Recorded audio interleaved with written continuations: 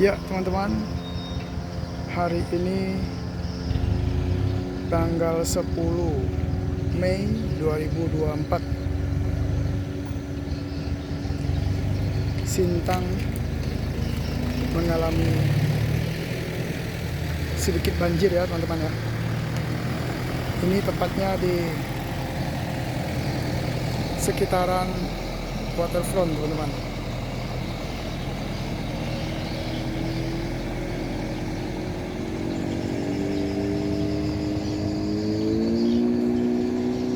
Tapi sepertinya motor udah nggak bisa lewat loh teman-teman. Di depan sana aja teman-teman. Itu agak dalam ya depan sana.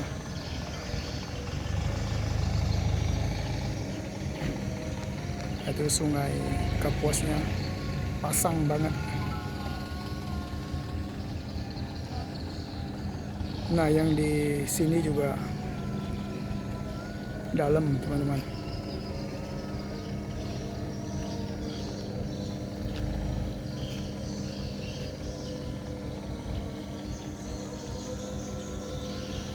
Jadi banyak yang sudah lewat jalur atas ya teman-teman ya. Jalur pantai sini sudah tidak bisa dilewati. Oke teman-teman, semoga video singkat ini bermanfaat bagi kita semua teman-teman ya. Oke, selamat siang, sampai jumpa di video saya yang berikutnya lagi teman-teman. Oke.